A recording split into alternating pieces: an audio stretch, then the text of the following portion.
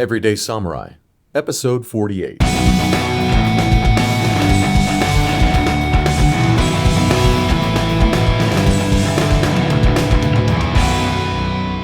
Greetings, friends, and welcome to Everyday Samurai, in service to your liberty and the security of a free state.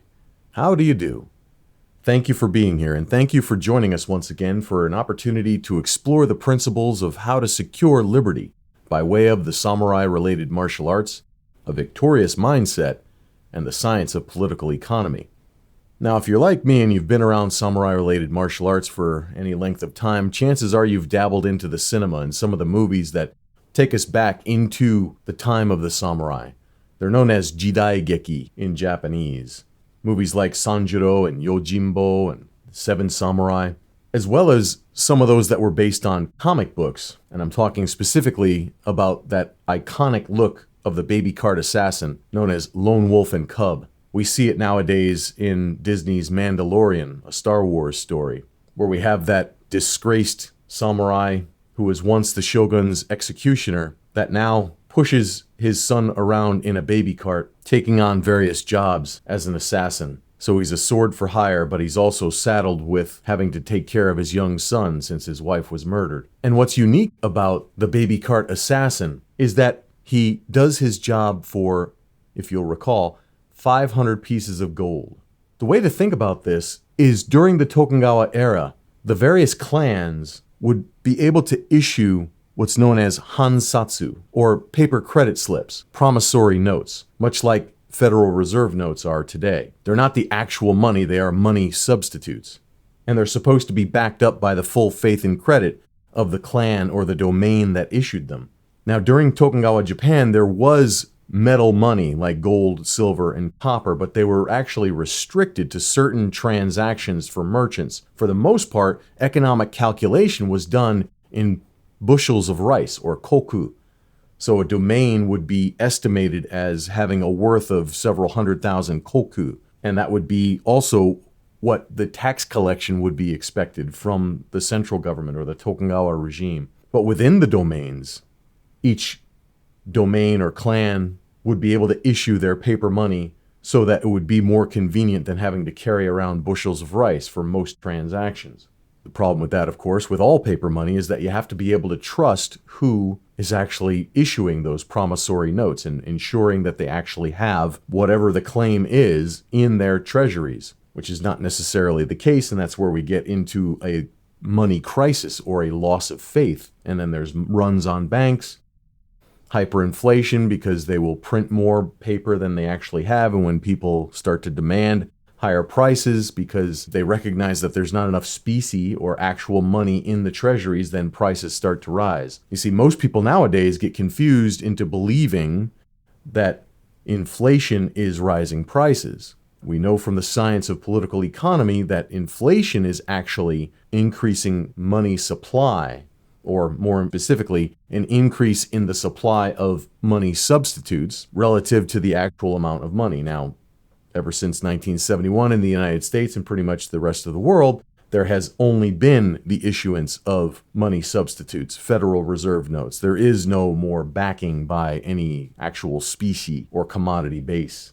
behind that money. So we're kind of in a very unique situation now to be completely unmoored from any actual money and to be operating with a completely monetary substitute standard, meaning promissory notes or Federal Reserve notes. And we'll talk a little bit more about that in a moment. But going back to the time of the Tokugawa era in Japan and the realm in which the Lone Wolf and Cub found himself traveling around and taking on jobs, you could imagine that when he crosses from one domain to another, the hansatsu that would be issued would not be worth anything if the other domain didn't recognize it. So he would have to change that hansatsu, that paper money, that promissory note, for whatever the money in use within that new domain was. And this is a problem of having to find money changers that are willing to take those bills, those hansatsu from one domain and exchange them to another.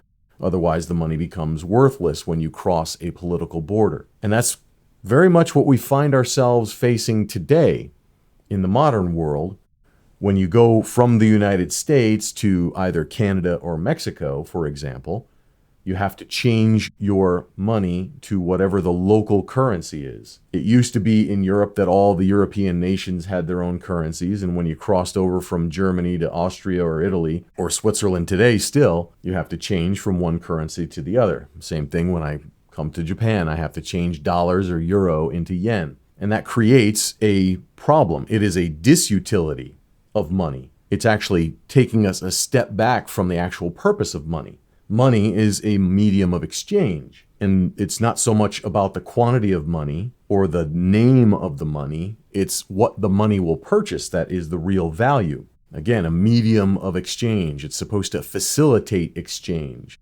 Yet when I cross a political border, just like Ogami Ito, the lone wolf and cub, he finds it very inconvenient and not very conducive to business when you cross a political border having to change or find new money, or having the old money become worthless. So you can imagine that would be one of the main reasons why he would only do his work for 500 pieces of gold. One of the other reasons that he would insist upon the 500 pieces is because gold retains its value, especially relative to paper money. So then let's think about the United States after seceding from Britain, yet prior to forming the Constitution that exists today. There was a period during the Articles of Confederation, after the colonies had separated successfully from their former masters in Britain, that they were also free to create paper money. And they did so with reckless abandon. There was also a problem during the Revolutionary War where the money wasn't worth a continental. That's where the phrase comes from. Not only did the British try to deliberately devalue the American continental paper money that the Continental Congress was issuing through counterfeiting, yet the Continental Congress was also issuing more promissory notes than actual gold or silver that it had available to pay for the goods and services that they were consuming. And that created an inflationary environment as well, and prices commensurately adjusted to that new monetary environment, making it very, very difficult for the colonists, the average everyday people, that couldn't issue their own money or their own promissory notes because they don't have the full faith and credit of a government. So things become very difficult for the average person when governments engage in inflationary practices. Which is why, in the Constitution, it was forbidden for any state within the Union to make anything but gold and silver a tender for the payment of any debts, because the states had proven that they couldn't handle that responsibility. During that Articles of Confederation period, the framers of the Constitution saw that there was a problem with relying upon a paper money standard, or a promissory note standard. Therefore, no state can make anything but gold or silver a payment for any debt. Similarly, there was prohibitions on the use of debt instruments. And in their wisdom, the Congress arrogated to itself the power to coin money. People at the time understood that this was going to be an actual minting of gold or silver and a curtailment of the use of promissory notes. The Congress can buy gold and silver on the free market and then mint it according to fixed weights and measures, which is another authority that was delegated to the Congress in Article 1, Section 8. And this would eliminate the need for changing money when you cross political borders within the Union. And we enjoy that now within the 50 states plus anywhere that dollars are used. And there are some countries outside of the United States that use dollars as their standard. And you can use those dollars when you go there. Yet the world is getting smaller, and we are back to a near barter system whenever we cross political boundaries and we enter into a territory that doesn't accept Federal Reserve notes. And vice versa, if I earn money in Japan and go to the United States, I can't spend yen there. I have to change the yen into something else. So instead of actually getting the goods and services that I desire and need, I have to first find someone who is willing to take the yen and change them into dollars. This creates an inconvenience, and it's exactly the opposite of what money is supposed to be, a medium of exchange. And I know that a lot of people have been conditioned over time and through public schooling and all the other propaganda outlets out there that are going to tell you that money is the prerogative of the state, when in fact the opposite is true. Money is to be found on the free market. And when governments get involved in manipulating the money supply, we wind up with the inconveniences of being back in barter simply because of crossing political boundaries, but also governments can't be trusted to be disciplined. Because rather than coining money and minting it according to fixed weights and measures, they engage in currency debasement. And they agitate to put themselves in a position like what we are in now. In the present day, under the fiat standard, money is whatever government tells us it is, rather than having it fixed according to weights and measures that everybody can understand. And if you understand a little bit about what government has done to our money, from a great book by the economist Murray Rothbard, you understand that the names that we attach to them, like yen, euro, dollar, peso, franc, all of those things are steps away from the actual money standard based on specie, minted from gold, silver, copper, or whatever the market chooses, but certified according to what should be a trusted source, a la the government. Rather than calling it euro, yen, franc, dollar, whatever it is, dispense with the cute names and just focus on the actual specie of money. Again, minted according to those fixed weights and standards. So rather than calling it a dollar, call it gold, 1 ounce, or it could be the metric system or whatever it is. But the point is, people need to be accustomed to handling actual money rather than being convinced that the fiat standard is acceptable. This only indicates how far we have fallen from the constitutional standard, which was pretty good as far as it went. And this process takes time to inculcate within a people or within a national consciousness that it's acceptable for governments to substitute the actual gold or silver with the dollar standard. And the dollar is backed by gold at one point, but then you start messing with the ratios. Franklin Delano Roosevelt during World War II or the Great Depression prior to was just coming up with arbitrary numbers. Oh, let's change it so that $35 to the ounce or whatever the number might have been. He was just coming up with arbitrary changes to whatever the gold ratio was for dollars. There was no science behind it. And the people had to turn in their gold at one point during the Great Depression because governments are not good stewards of money. And this is why the economist Friedrich Hayek called for the denationalization of money. And the denationalization of money just simply recognizes that governments can't be trusted with the money supply. What's needed is a common medium of exchange. It could work if governments would just stick to purchasing gold or silver on the free market, at whatever the market price is, and then minting it according to fixed weights and measures, so that when you look at a piece of metal and it says gold 0.999% pure, 1 ounce, you can have faith that that is indeed what the coin is. That's the only thing that's needed. That will almost automatically become the de facto standard around the world, because good money will drive out bad when unconstrained by political pressure. Now, there's Gresham's law that says the opposite, that bad money will drive out good, and that's certainly true so long as government prevents people from actually acting on their own best interests. You see, when people are free to choose, they will choose sound money. It's only when governments step in and limit those choices that it's like shooting fish in a barrel. People will engage in an arbitrage situation and hoard the good money by spending the bad money. Incidentally, that's also something that occurred in Japan when Commodore Perry and the rest of the Western nations cracked open the country that was in lockdown for over 250 years. It just so happened that the shogun was restricting gold and silver and copper coinage to certain exchanges. Certain merchants could use those, but everybody else had to use the rice standard, the koku standard. And when the Westerners came in and saw what was going on, the gold to silver ratio was 15-1 in the West and only 5-1 in Japan.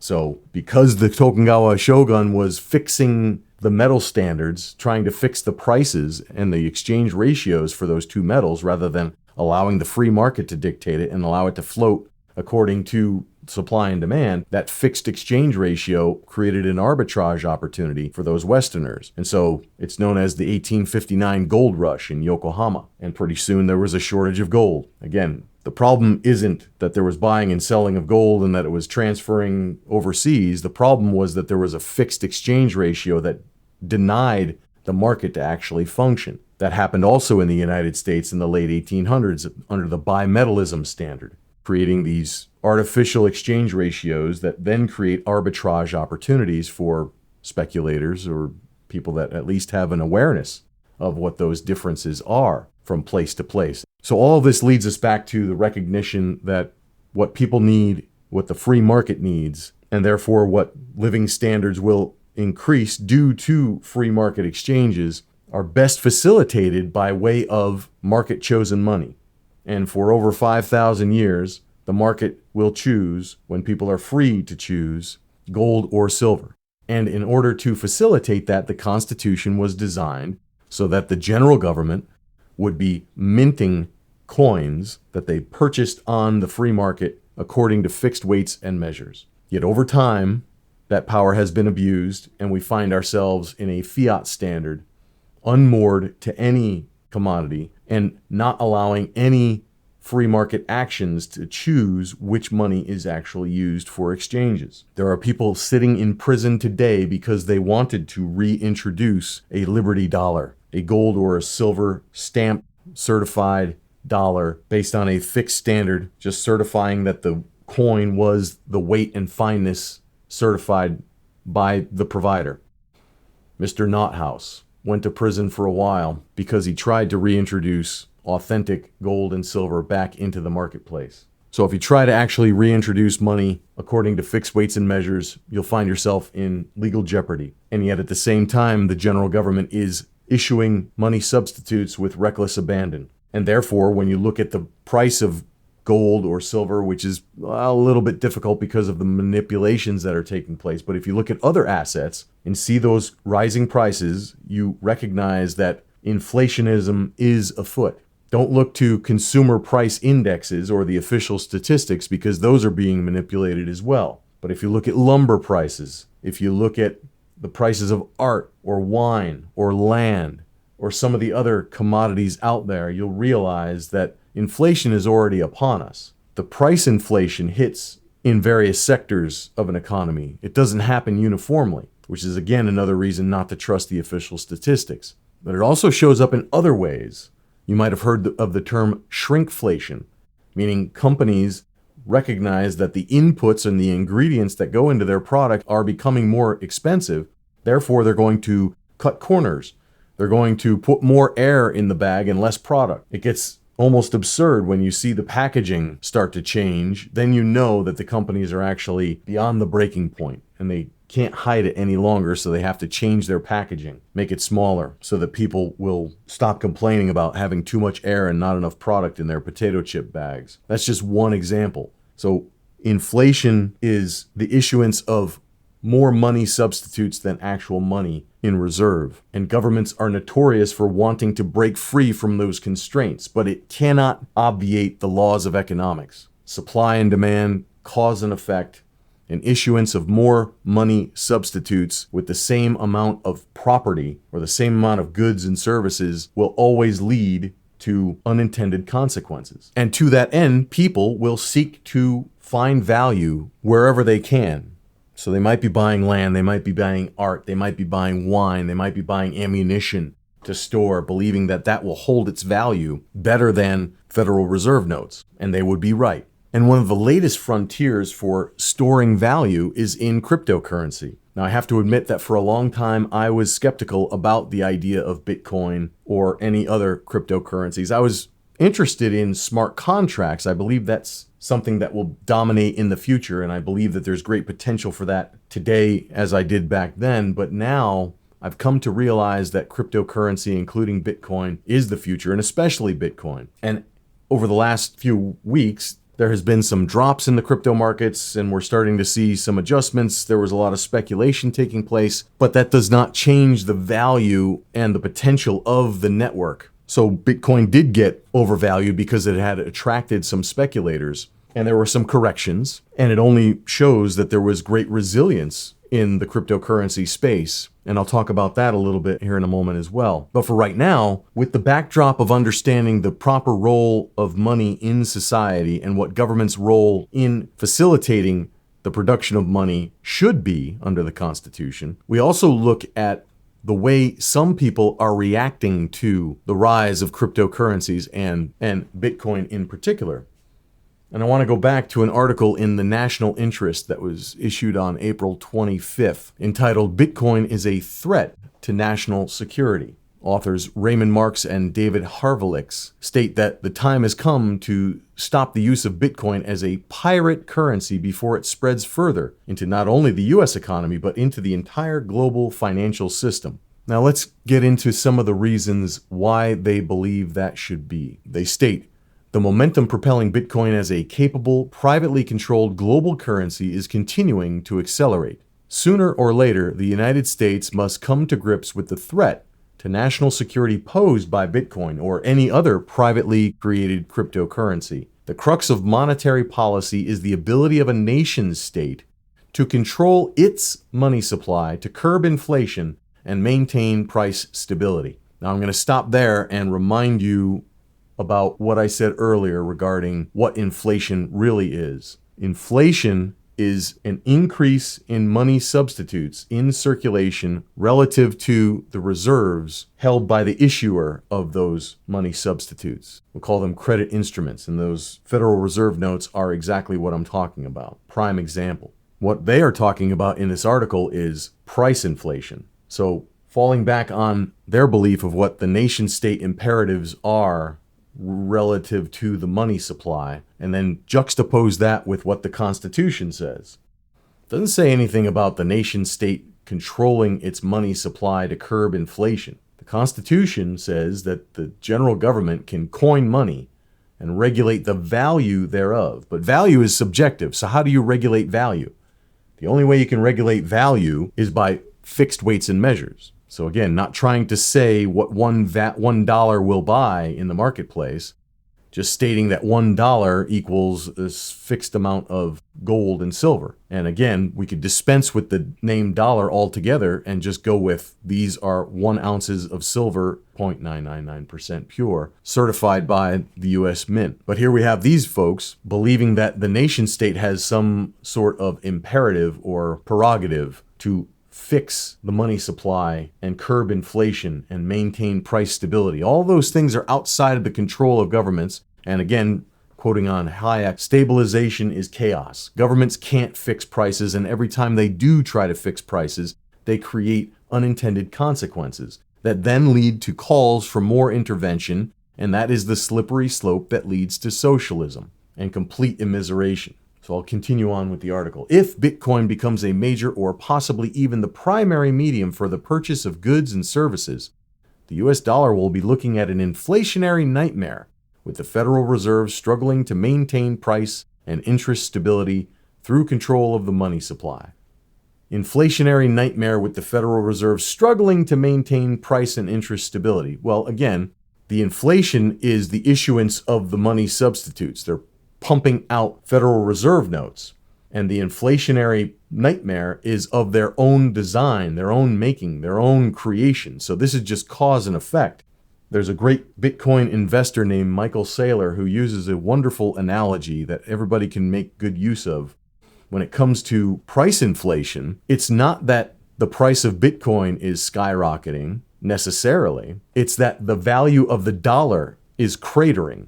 It's as though you are falling off a building and you're watching the building get taller relative to your position as you are dropping. It would be incorrect to say that the building is growing or getting taller. It's that you are falling off of the building. It's gravity that is making this happen. It is a natural force that Federal Reserve notes become less valuable the more that they issue these money substitutes with reckless abandon. But of course, politicians and the political class will look to blame and scapegoat others for their mistakes. This is part of the propaganda campaign. I'll continue with the article. Bitcoin and other private cryptocurrencies could change the fact that the US dollar is the world's major reserve currency.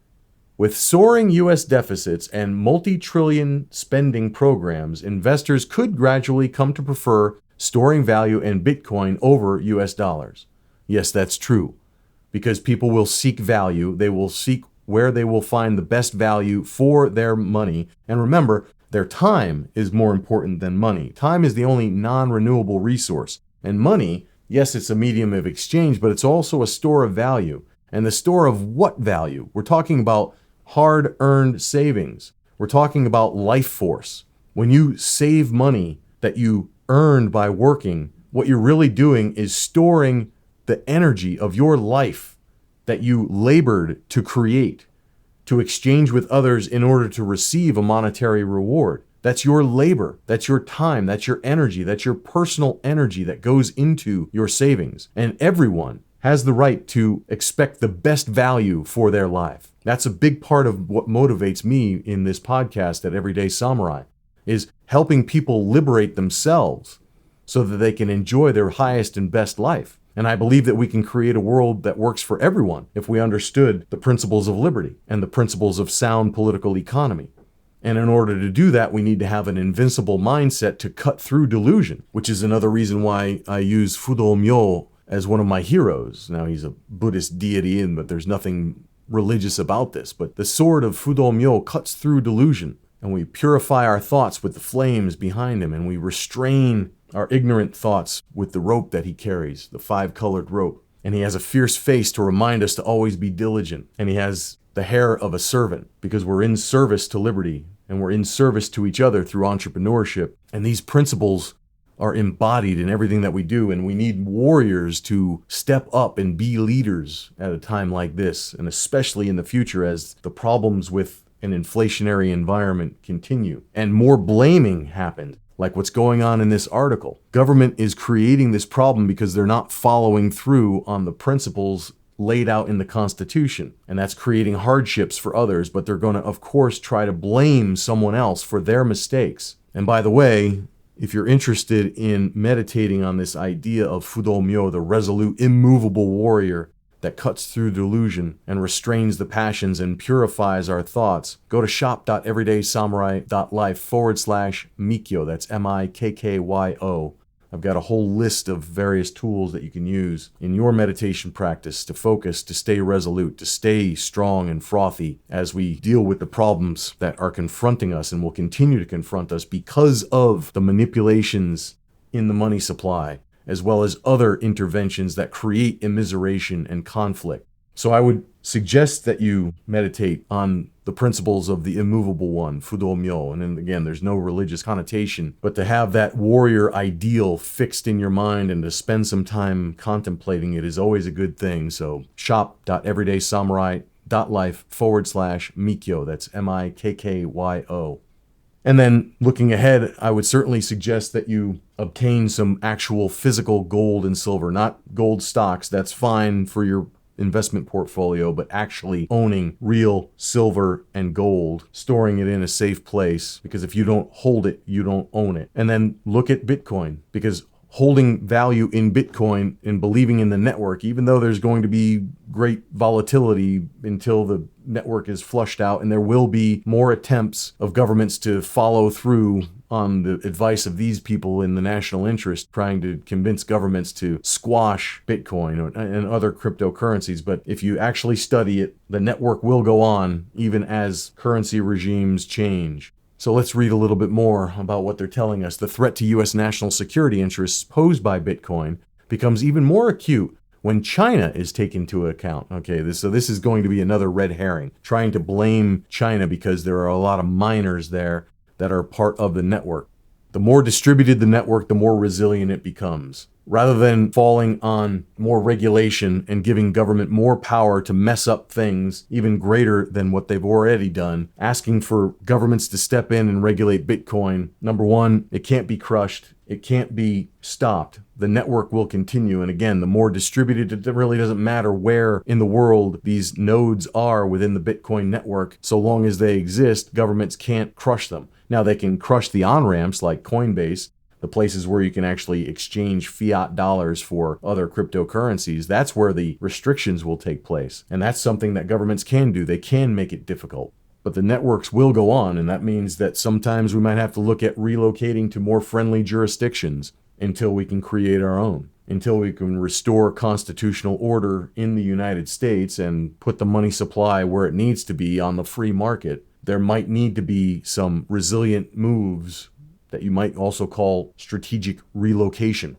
So no matter where on the geopolitical chessboard there might be restrictions on the ability of cryptocurrencies to operate freely, there will be other places that see opportunity, other jurisdictions that recognize that having a crypto haven will bring more foreign direct investment, will bring more capital. So the dollar is being destroyed because of government action. And people will flee to value, and governments will try to make it difficult. And we've seen that before when hyperinflation sets in. There will be currency controls and capital controls, and there will be person controls. And that's what everybody needs to be on the lookout for and build the resilience to resist those encroachments. And think long term. The Bitcoin project is probably another 5 to 10 years out from actually taking over. I know that there are some prognosticators like Max Kaiser that say some central banks are going to fail in 2021. I don't know if that's true, but that would start a cascade effect, and other central banks, especially the US dollar and the Federal Reserve, might take notice of that and adjust their behavior, or they could double down and make it more difficult. I believe that in the next couple of years, governments will recognize that cryptocurrencies are the future, and they might offer their central bank digital currencies as they are planning to introduce, and they might exist side by side, and people will use them for certain transactions and rest on free market-based solutions like Bitcoin and others for the majority of their savings. And as that happens, governments are going to have to react. They're going to have to get with the program because people will no longer tolerate the shenanigans that goes on under the fiat standard. So there are other people out there like Saifuddin Amus, who wrote the Bitcoin standard, and others that are much better at explaining these things. But I wanted to offer you something that ties together samurai history and an icon of samurai tradition that help us understand how money is supposed to work and the dysfunctions that are currently underway. And when we look at Bitcoin and other cryptocurrencies, I want to fall on the work of Raoul Pal of Real Vision, who summed up nicely, even though Bitcoin and other cryptocurrencies have experienced a bit of a drop recently, what it really proves is that the free market works. You see, several times throughout recent history, governments and central banks have stepped in to bail out those that they were deemed